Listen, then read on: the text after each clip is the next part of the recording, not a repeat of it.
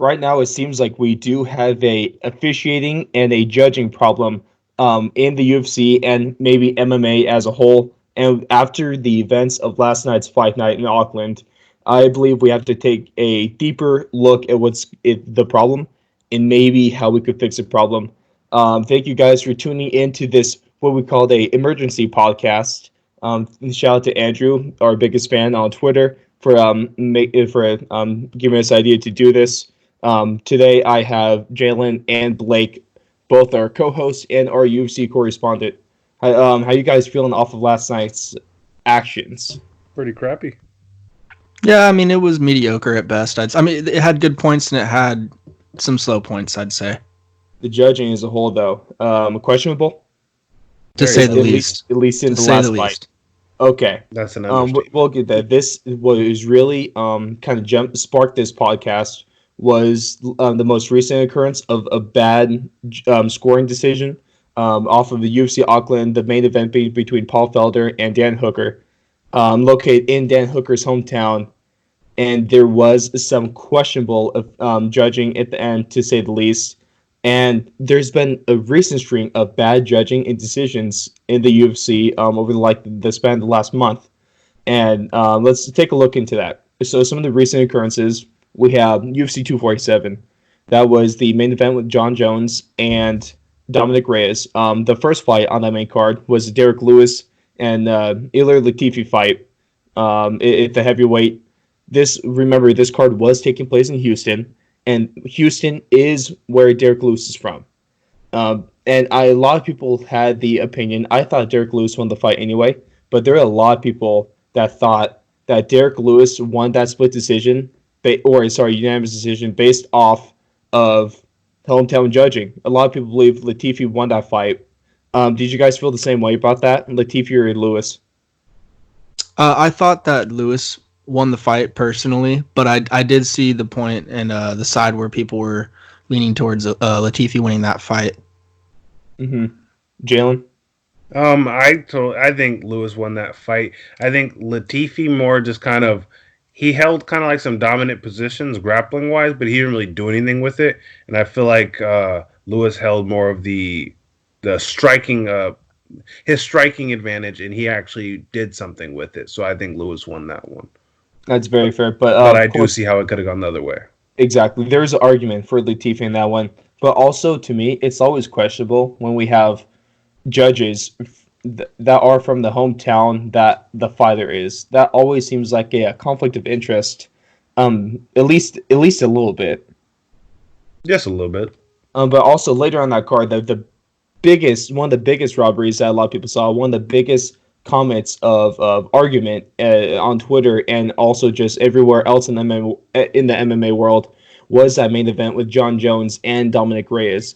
A lot of people thought that Dominic Reyes should have won that split decision instead of John Jones winning it. There's still people arguing about it now. And yeah. What was crazy too, I saw an interesting graphic today. Sorry to kind of cut in there. No worries. Dom Reyes, he actually put an interesting graphic on his Instagram 3 days ago. Significant strikes landed against John Jones in his recent title defenses. Take Thiago Santos with 43, Anthony Smith with 36, and Alexander Gustafsson with 22. Once again, these are significant strikes landed.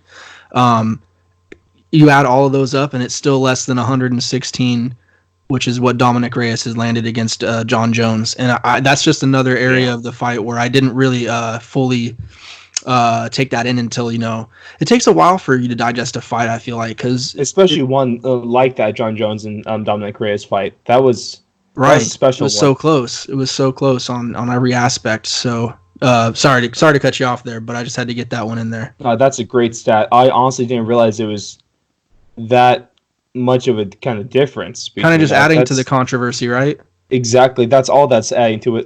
There's a lot of people that I think almost everyone can agree that John Jones won rounds 4 and 5.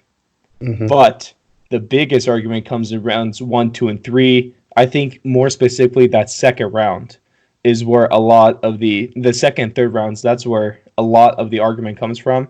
Mm-hmm. And there was obviously some bad judging. If we're talking about at least bad judging that, So we can all agree, no matter who the winner was, it was a 48-47 fight. That is Yes, something we could all universally agree on. But definitely. the thing that we can't agree on is one judge scoring that fight 48-46.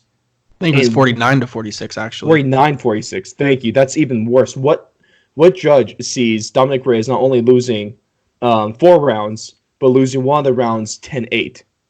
What were they watching with that one?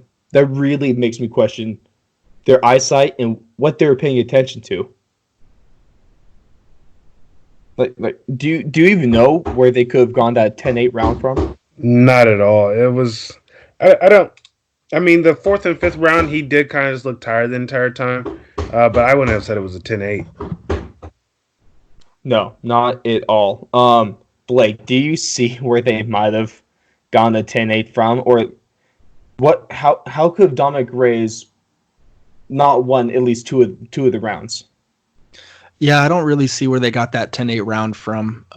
There's no way that I can try and rationalize that decision if that is indeed what they gave. I didn't see the scorecard, so if they did give a 10-8 round, that's news to me. I think that's absolutely ludicrous.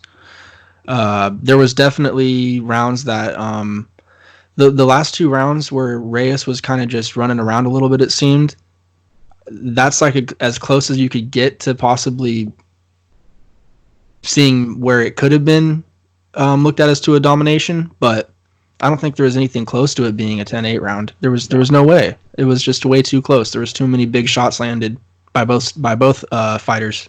That was one of the most back and forth fights I think John Jones has ever had in his entire career. Maybe more so than the Thiago Santos fight.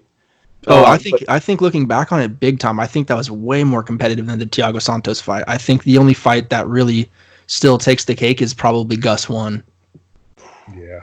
and that was, of course, probably at least a top 10 fight in the history of the UFC. But you Arguably know what? top five. To add on to that point, though, what makes that interesting is John Jones. He came out and admitted he didn't take Gus that serious the first time around. Hmm. I'm pretty sure he took Dom Reyes serious. I don't know how he couldn't have taken Dominic Reyes seriously.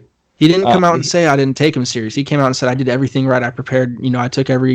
I exhausted every avenue to get ready for this fight. mhm. And it was still that close. And there's still so many people arguing about the outcome of it. So that's pretty interesting in my eyes. And Honestly, in though, our I kind of. podcast, the UFC 247 recap, we did agree that that fight deserves, or in our last podcast, episode 24, we did agree that the rematch should be made. Especially if people are still arguing 2 weeks after it happened, they need to make the rematch. That's just a logical thing. But Jalen, your point? I honestly think that Jones's game plan was kind of one of the reasons that the game was not game. The fight was so close. I think he kind of waited too long. I think he was waiting for Dom to kind of tire himself out with his big movements, and he ended up waiting to that second round. He kind of put a little bit more on him. And I do think he won the second round, but he waited way too long and allowed Dom to do way too much, and before he actually turned it on all the way. You could see the difference between his third round and his fourth and fifth round. There was an amazing difference by the way he was fighting. And I think if he puts together a more complete fight, I think that the fight is going to not be to the extreme of how Gustafsson 2 went, but I think he would definitely dominate the fight a lot more if he kind of had a more aggressive game plan. I agree. But just kind of to get a little more away from that analysis of that fight, more just we can all agree that the judging was bad. Bad, And we very could bad. all agree that or at least not bad, but at least questionable. A lot of people think it was bad. A lot of people think Dominic Reyes got absolutely robbed of a victory over John Jones. Most recently, the biggest robbery, I think a bigger robbery than that John Jones Dominic Reyes fight, happened Saturday night, UFC Fight Night Auckland in New Zealand. That was the fight between Dan Hooker and Paul Felder, and that did take place in the city of Auckland, where Dan Hooker is from. And this is when Dan Hooker did win a very, very controversial split decision over Paul Felder in the fight where I think Paul Felder, I think it was a 48-47 fight, but I think in those three, I think Paul clearly won that fight. What do you guys think from that one? I scored that fight in Paul's favor. It was kind of funny. I had it going back and forth pretty much the whole fight. It was Oh, yeah. round one I gave to Hooker. Felder came back really really well in the second round, and then so on and so forth. I gave Hooker round 3, Felder round 4, and then Felder I gave round 5. And it's interesting because it seems like the judges, I mean, I guess in terms of last night, gave they must have gave Hooker round 5. I guess. Do you think it Two was of them was it must that have. late takedown that That's ended up giving him the fight? that's what I was getting to. Is it must have been the takedown, I suppose. But what's weird is, I mean, he kind of controlled him, I guess, for maybe 40 some odd seconds, right? Like he had top control. But did he do any damage? Did he really go for any No, submissions no. that He had got any like a couple of chance? those side body shots in, but that was about it. He Right. did. You gotta give him credit for landing the takedown, but I think they should put less emphasis on getting a takedown and more emphasis on what they did with the takedown. Right. And what But I was seeing towards the end of that fight, and specifically in rounds 4 and 5, was Hooker was fading fast. I mean, yeah, he every was. shot that Felder landed, you could see him almost start to crumple a little He bit. was You kind of could, you pulling a could see him Dominic pulling Reyes. He away. was almost visibly running those last 2 rounds. Yeah, and so I thought in terms of just presence in the octagon, like Octagon advancing control. and octagon control exactly, and then just in terms of like damage, man, like he Hmm. was landing the heavier shots. Felder was landing the heavier shots more consistently, Hmm. and yeah, I Even guess those it just body depends shots, he what had you like score that one, takedowns as. that spinning body kick that he hit late in was it round 5? Yeah, I Or think it was round 4 or 5. It was round 4, or it might be round. It was in one of the last 2 rounds, but he landed that flush, and you could see that Dan Hooker was hurt. And I think Paul clearly had that fight, even though it was 3-2 in rounds. I think Paul Felder clearly should have won that fight. Jalen, what did you think of that one? Are you in agreement with us? Yeah, I definitely had that one going to Felder. It kind of just based off of those last couple of minutes in the fourth and the fifth. It kind of just looked like Felder was more prepared for those championship rounds than Hooker was. I definitely saw a close fight. I definitely think it was a close fight, but I definitely gave 3 rounds to Felder and 2 rounds to Hooker. See, I think that's the biggest difference between this fight and the John Jones fight, is because the internet is so split on the John Jones fight. But if you're looking on Twitter and look at all the UFC comments and all that fun stuff, it is a crap show, and everyone is bad mouthing the UFC because at least it's like 99% of the internet. If we're not talking about Australia or New Zealand, everyone thinks Paul Felder won that fight, and I think Mhm. that's one of the biggest things because it was obvious. What I was really worried, and my worries came true in that split decision because I was like, it went to the cards and it was a close fight. So I was like, oh no, these judges are really going to give it to the hometown kid, and that's exactly what they did. And Yeah. And you know what? If we're missing any fights off the top of our head, like let feel us free to know. chime in on the Twitter link, that we post or something like that, YouTube comments and bring up some or on fights that we could Spotify. talk about on the next episode. Because I mean, this judging controversy, it's not going to go away. In the next week or something. This is going to be an issue probably for a while until the higher powers really sit down and talk about it and get a solution. Exactly. One of I think the first or one of the few boxing fights I've actually sat down and watched all the way through. I believe this fight was a few years ago. Let's see. No, this fight happened in 2017. So, in July 2017, and that was a boxing fight between Manny Pacquiao and Jeff Horn. This is a fight. It was like a really big ESPN fight, so they marketed the hell out of this. Also, was Manny Pacquiao, one of the greatest to ever do it. So, of course, it was a huge fight against an up and comer in Jeff Horn. And this fight took place in Brisbane, Australia, which was Jeff Horn's hometown. And everyone knew that Pacquiao was robbed in this. Jeff Horn was visibly gashed above his eyes, and his eyes were closing. But the judges still gave this fight to Jeff Horn. Jeff Horn, the hometown kid, and that was one of the biggest robberies I've ever seen in my life. I remember Oh watching yeah, that that was fight. that It was made me terrible. sick. It made me Pacquiao was absolutely sick. dominating that fight. Yeah, I mean, there was a point where In the it looked like stats he was too. going to quit. It looked like Horn was really going to quit in that fight, and the referee just gave him another chance for whatever reason. Is probably hometown ref That too. that was probably the fight in boxing that really made me uninterested, to be honest. Like when I saw Yes. that decision, I was just like, well, if the fighter that clearly is winning is not going to get the decision, then why am I even going to watch this? It's not fun. See, that's one of my things. One of the reasons why I like MMA so much more than boxing, it most times because boxing to me is one of the most rigged sports I've ever seen. Like noticeably skewed sports, Oh yeah, especially definitely. with decisions like that. Obviously you're not going to get a skew in what happened last night. We'll talk that in our weekly podcast. But in decisions like these, I think it's absolutely insane that these still happen, and they happen more frequently than you would hope. Yeah, Yeah, absolutely. yeah, definitely. It shouldn't be something that we're so used to. I feel like that was one thing that made me Mm-hmm. even more mad about it was the fact that a lot of the people who didn't agree with the decision were like, "What are you gonna do?" And it's like, it's not something that you would think that that's just like an okay thing to just be used Exactly. to. So we asked ourselves, what could we do about that?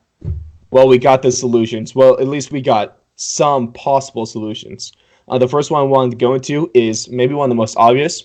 How about, it might sound like crazy idea, but how about we don't use judges that are from the state or city that the fighters are from?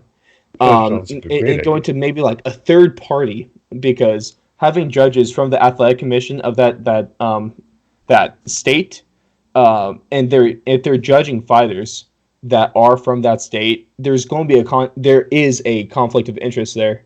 And how about we take away that conflict of interest? What do you guys think about that one? That one is more difficult because you have the judges from that commission because they know that commission's rules the best, which is going to be difficult Well, can we to. at least, how about, because I know some states haven't, not all 50 states have adopted the unified Yeah, fighting rules. that's what I What was going what to go if at to. least all the states that have the unified, most of them do have the unified. How about we just pull all those into the same commission? Yeah, no, it would. I think that at some point, every single state is going to have to adopt a just basic rules that everyone goes by.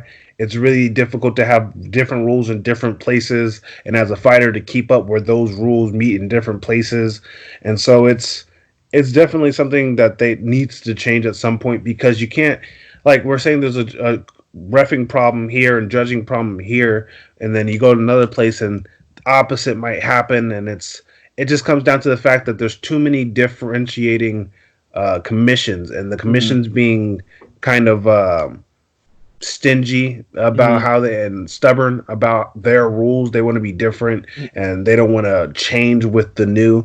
It's Yeah, kind of stupid at this point. yeah. See, well, about that, me and Blake, I remember talking in our UFC 247 recap.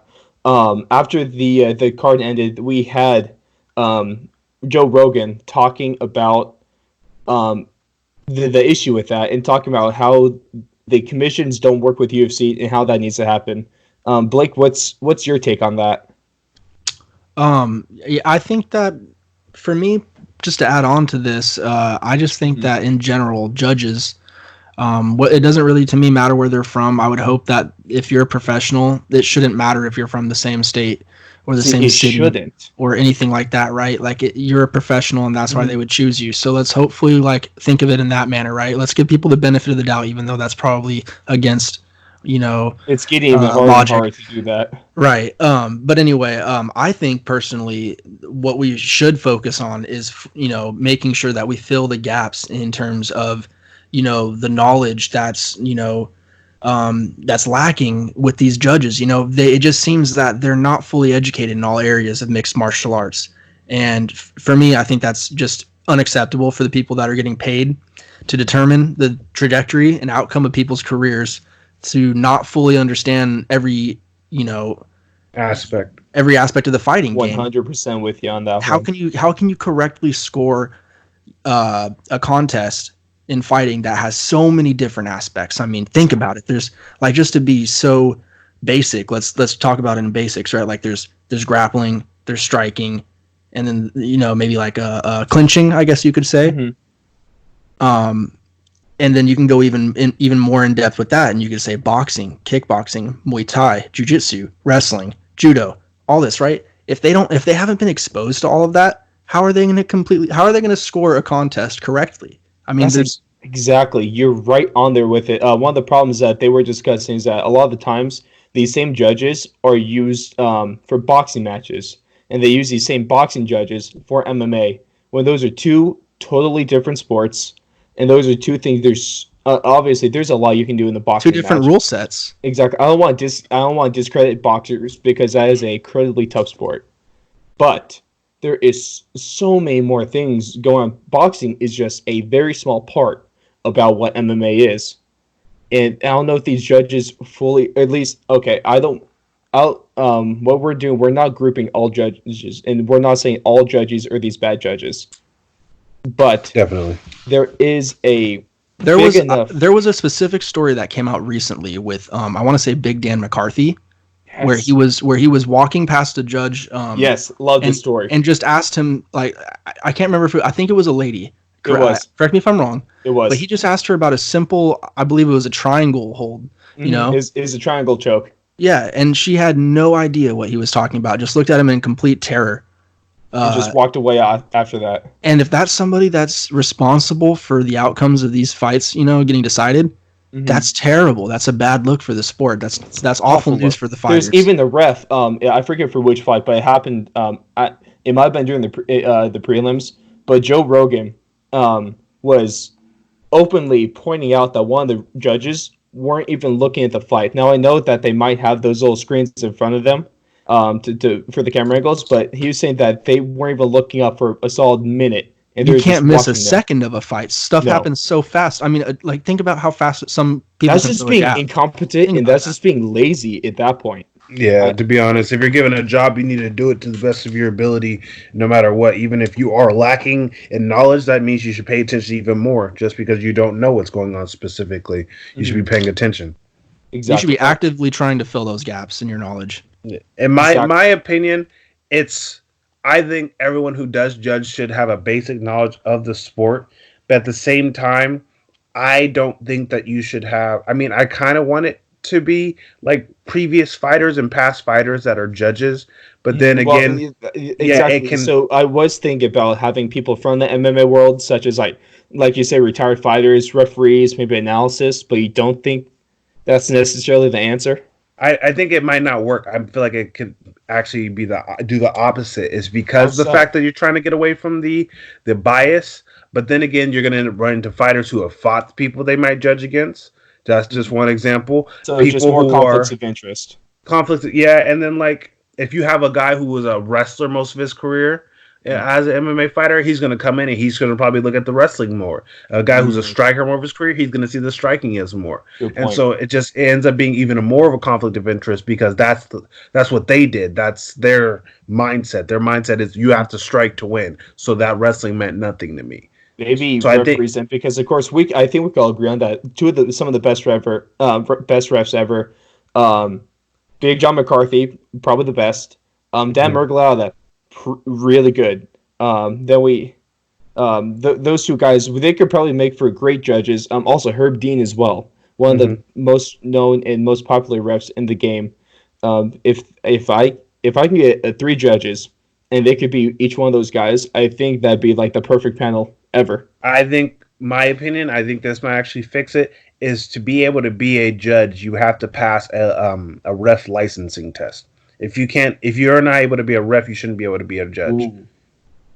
That's a strong I like point. that too. What about another option being appointed judges? Like there's like for each commission they have their appointed judges and they hold that, you know, kind of like almost like the. Are you talking about like the like kind of like an office? Yeah, no, you know, you're talking like, about like almost like the government, court. bro. Like you're talking about the grand jury, Supreme Court. You know, like you have an appointed. So every single year for a few years. Not single year until they retire. You have like a term. I'd say you have like maybe like a 8-year term, 4-year like term, 5 to 8 year term, or and something. those are the only right? 3 ones used in that commission for every fight. Yeah, well, because I mean, think about it. Like, how many people are going to come through that commission? You know, each. Yeah, but then again, you have to think of traveling and stuff like that too. So or maybe not have 3, but have like I saw like maybe 12 then of just like your top. Like I'd say you should have your marquee appointed officials for the big events that come through, like the Bellators, the UFCs, you know, any MMA that's like an organization that's as big as them. I like it. Even if one came over for some strange. And you have to. I feel like you should have to judge lower before you judge higher. So you have to What's start the in way those of lower, life? just like you go from amateur fighter to professional fighter. You you got to have be to amateur judge some judge. amateur. Yeah, exactly. Okay. Like you can't just come in and be an NFL ref. A lot of the NFL refs started No, you start in somewhere. high school, man. Yeah. Exactly. You should have to start. build up your repertoire. So I feel You like should have to you're I build like up. that. I You really shouldn't be like like, that. oh, this is my first judging job, and it's the world heavyweight. Right. Right. Of course, that's exaggeration, but that is a great idea. Maybe besides the judges themselves, what if the judges aren't the problem, but it's the scoring system we use that is the problem? This very seemingly antiquated 10-9 system. Is that it, judging? So, for those that don't know, each round is judged individually, both in boxing and MMA. If we're using those as examples, the winner of the round gets 10 points. The loser gets 9 or less, depending on how lopsided the round is. Most In most times, MMA, it's a lot less likely for it to be anything less than a 9, yes. but it does happen. And I think that's another thing as well. Like, I'll let you continue. Okay. But maybe we don't judge it round per round, but instead we more just judge the fight as a whole. Because of course, if we're talking about a 3-round fight, you can have a fighter win 10-9, 10-9, and then if they don't get knocked down in the third round, they win that fight. But or at least most times out of not. Of course, they could lose that round 10-8 and be a draw, but 9 times out of 10, that's how it happens. But what if instead we have a fighter that could have a really good first 2 rounds, but then we have the fighter absolutely dominating the third round?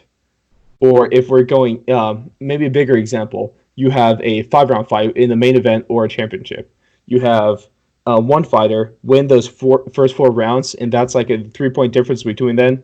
You're probably not going to get a 10-7 round. But what if they have a really, really good, they've been competitive in the first rounds, then they have a really good last round? What if they won the fight more off of that? I feel like I'm not explaining it as well as I can. I get what you're saying. Yeah. Like, if they just came It's on really better in my strong at head. the very end and they almost finished them, let's say, in the last Yeah. round. Yeah, I mean, I think for me personally, I like the fact that it's broken up round by round. It's incremented, and I think for a reason, for it to be easier, Okay. to kind of break Instead it of having to down. judge it as a whole, judging it Because piece judging by it by a whole, that's tough, man. You're gonna have to think about, like, well, what happened here? Well, it's a round by round basis. You can think, okay, specifically, I remember in this first 5-minute increment, this happened, and they were dominating this aspect, and this blah blah blah blah. I think that's probably not exactly where the where the problem lies. I have a couple points to add to this one. Please. If you guys have anything else you want to say about this point before I go a little bit off. No, go ahead. Well, maybe just instead of judging as a whole, we keep it broken up. But if we at least, like, I think it was Joe Anik that talked about this. What if we show the score to the fighters and to the crowd? So after each round, you go up to the scoreboard, 10-9 Reyes or 10-9 Jones, and instead of leaving them to a guessing game. I think everyone can agree that is wanted. I feel like it's Right? I feel like it's wanted, but I feel like part of the excitement of fighting for those It's not close knowing. fights is not knowing. Like, it kind of, because then, I don't like, know if that's fair to the fighter though. Yeah, but it's like, if you look at it, it's a lot of the people. That's why they have the commercial break and everything for it right after that the fight ends. It's because you're like, oh, who won? Like, that was close. Like, But, like, really I good feel like, reality TV. Yeah, That I is feel a like- good point, though. I like I feel that. like if you I didn't take think away, about it like it's like- that. Yeah, It's the if you would take entertainment it away. aspect. That is a very Yeah. good point. It's that I think mystery, but that if we're just talking that about the leaves like fight room aspect. for that just leaves room for not enough transparency. I feel like I feel like that's Mhm. where it comes into the fact that we need to be more transparent of how to score. Is because if we get the scoring down, then knowing the score doesn't matter. right, Because and that leads me into my exact Go next ahead. point. Is I think that there needs to be a more clear scoring standard. I think there's too Mhm. much variation in the opinions of judges and what they value the highest when scoring a fight. Everything Just like we is were talking seemingly, earlier. Some people subjective. think yeah, some people have a higher emphasis on the ground game, when people are controlling via wrestling or threatening with submissions and jujitsu. And some people think that causing damage on the feet, with their striking is what's going to, determine if, the winner of a fight more. And so I think if there was just a more standardized, clear, way of judging that people, all could agree upon, it would just make it so much more easy, because fighting, I think, is really the only sport where it really is at some level left up to the eye test. Mm-hmm. There's no, like we said, there's no scoreboard. There's no live scoreboard that you can look at and say, okay, well, this guy's up, 29-28. Well, see, every other sport, to your point, every other sport, so much easier to score because it's like, oh, in football, they score a touchdown. That's 6 points. That is a clear scoring rule. Of course, let's not get into the touchy subjects on whether it's a catch, whether it's a touchdown, and all that. That's a different story. But right. If the ball crosses a plane, that's 6 points, and no one can dispute that. But in fighting, sometimes if a guy lands more punches, but the other guy lands bigger punches in the less amount, it really depends on who the person is to determine who actually won that fight. Right, which leads me to a question that I have for you guys. Do we think that the 10-9 system, that's currently in use for both boxing and MMA, do we think that that's really the best system of judging that's currently available? Is there something else out there that we could adapt and it make more sense? Just like you were saying, in football, in basketball, when a point is scored, when a touchdown is scored, when someone makes a basket, like they're going to add 2-3 points, whatever. In MMA, you have no idea what that knockdown was worth. You don't have no idea what that takedown was worth, what that submission attempt was worth. You have no idea, right? I think it would be very interesting if there was something else to keep track. I don't think so. Should we give like a point system to what happens in a fight, like a takedown? That's 2 points. No. A knockdown, that's 3 points. I feel like that takes away what fighting is, I feel like having a point system is... Like, I feel like having the point system is cool, but it's like you can't have like, oh, a knockdown, that's 2 points right there, and a takedown, that's 3 points. Because then it starts getting to the whole thing of when we look at those takedowns where they take him down, but then he gets right back up. But it was a takedown, so what is that? Half a point? Is that like? So it's like I feel like adding a score to it. There's too many differing possibilities in MMA to have it like a takedown is this and solid punch is this and stuff like that, because that starts getting way too, because there's fighters like if you even want to look at boxing for specifics, there are certain punchers who are more volume punchers, and if there's a scoring system, they're mostly going to win just because they're a volume puncher. So in your opinion, you think that the 10-9 system is the best system available as of right now that anybody has or anything? I think it is the best system. I think we just need a less broad, because I feel like the system right now is way too broad. I feel like it's, a knockdown is this, but then it's like, what do we count as a knockdown? And it's like, a takedown is this. So he's like, yeah, but what does he do with that? So I think you want the rules of what a takedown is, what a what control is, and you want those to be more well defined and outlined. I feel like it's just like right now it's just like ring control, okay? But what do you consider ring control? We need to have a flat baseline. That's a good point, because we do have those rules of what to score on, but those rules themselves aren't very well defined. I think it's really tough though, like we were talking about earlier with there being a different commission basically in every state. Like it's going to be so hard to have one set defined standard of scoring, because I don't think everyone's going to fully adopt the unified rules. I don't think that's ever going to happen. I think it just needs to be more. I feel like right now it's a lot of control based, and I feel like that's the problem in scoring right now is control based, because then it's like, yeah, that guy was getting controlled, he was keeping the middle of the thing, but he was getting torn up. So then, but he was controlling the ring. I think it needs to not be control. It needs to be effectiveness. So if you take somebody down, efficiency. Takedown is cool. Yeah, efficiency. But you got to do something with it. Yeah, you take him down. Yeah, but did you take his back? Did you change position? Did you land some shots? Did you do any damage? Did you get some, if you're actually actively getting guard passes, whereas you're just holding someone down the wing for a ref to stand you up. And then is it or at least attempting a pass? Yeah. And then if for like stand up, is it like, yeah, you're controlling the middle, but are you doing anything with the middle? Are you just dodging punches? Are you throwing back? What are you doing? Are you kicking? Are you trying to be the aggressor, or are you just acting like the aggressor, which does sound difficult to tell, but you can obviously tell when someone's just acting like the aggressor. Just because you keep coming at somebody, if you're not throwing punches, you could tell that they're just kind of acting like the aggressor. They just want to look like they're doing something, but they're not doing anything. And That's a very that's valid something point. easy to look at. So I just think it needs to be less based off control and more based off of effectiveness. Because there Okay. are, like, just one more example, there are a lot of fighters in the in MMA right now, not even just the UFC, who do like fighting off their back.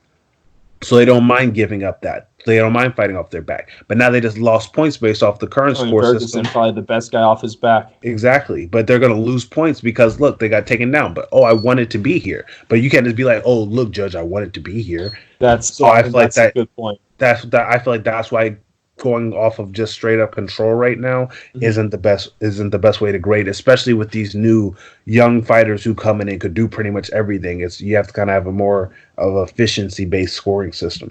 I got you. Let's see. Yeah, sorry, Blake, you were going to say? Yeah, I was actually going to lead us into the last little suggestion that I have Beat me for. to it. Yeah, sorry. So You're my last learning. little You're learning. suggestion- I credit you. You're learning your transitions well. I'm proud of you. Well, thank you, sir. Thank you, sir. It comes with practice, comes with time. Exactly. My last suggestion, I think that could possibly be maybe a fix. Sudden death round for main events and title matches. I'm not saying for every single fight because We should have sudden death in a fighting match, though. maybe not literally. maybe Not literally. rename it, right? Maybe rename it just for TV purposes and whatnot. But I'm saying for main events and title matches, we should have a, for lack of a better word, sudden death round where there's no time limit possibly, and the fighters go until they're stopped by the referee, corner throws in the towel, or they give up themselves. And now maybe if there wasn't a time limit, it could just be another, added 5 minutes. But what do you guys think? Do you guys think that a sudden death round would be interesting? Okay, Do you think so that these title fights can't end in the decision. There has to be a finish to them. has to be a clear like any Yeah, title I feel like fights that have that's when been it in a starts getting draw to or the- anything like that. Well, or, in practice, that sounds awesome because that's going to leave no doubt to who won that fight. Like in Dominic Reyes' fight and John Jones' Right. fight, there is think doubt on about who the won that Ultimate fight. Fighter. They do it in the Ultimate Fighter. So you think we should just transition the Ultimate Fighter rules up into the main card of the UFC? I think like main event and title matches only. Not like, everyone, nothing but else. for the main events and yeah. I think that'd be an I easy kinda way like to that. fix controversy. To your credit, if that no one But- it can argue against a winner or a loser in that fight, then because it's not up to decision.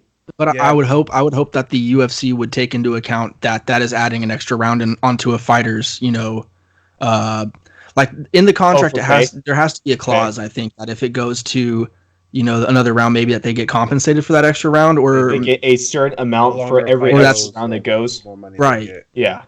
like based on a that's percentage fair. or something. Who knows? If someone fights 6-7 rounds, I don't want them only getting paid for a 5-round fight. Of course, Right. that's a very good point. right. but- Just looking out for the fighters. Exactly. I think I'd like to see that in action. I would like to see that in action.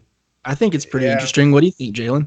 I don't know. I feel like adding that because certain people they fight their game plan for 5 rounds, even if it's a close fight. I feel like it's adding that extra round or telling a fighter you have to keep going. There are some of those fighters who, like, let's say a guy is winning and then. Because then you have to decide what do you think is. Oh, let's say it is a close fight. But it's like, yeah, but we think he won. Like, let's say they had gone with Felder last night, and then, but it was like let's say they say it's a close fight, so we have to keep going. But you have to think is then you have to consider now it's a new rule. What is considered a close fight? Because then it's even judges are like, I don't think that was a close fight, but everybody else like that was a close fight. Then everyone's gonna be like, oh, they should have gone the extra round, or that just creates a new thing for controversy. I feel like we need to fix what we have now before we go and add a whole nother round. Because then what if that last round is close? Or even if you do not have a time limit, then you're asking fighters to put themselves and bodies at risk for longer than they already have. I think that's a good point. If we're talking about especially like a fight like the Dan Hooker and Paul Felder fight was, they weren't really going to quit. So that does put the health at risk of those fighters even more than it would be in just a 5-round fight, because those kind of fights do take That's a why we have chunk out of refs and people's doctors, careers. though. I'm saying it's either a doctor stoppage, a corner throwing in a towel, or So it doesn't have to be a Yeah, knockout. Doesn't have to end by knockout. But then also it comes to the fact that if both fighters are messed up, when do you stop it and say this fighter is more messed up than that fighter? And when it comes down to That's up to the professionals. It's but gonna be like any the other judge at round. that point, but my though. opinion is what happens when it comes down to the people like Nate Diaz who have a lot of scar tissue and they just happen to bleed a lot.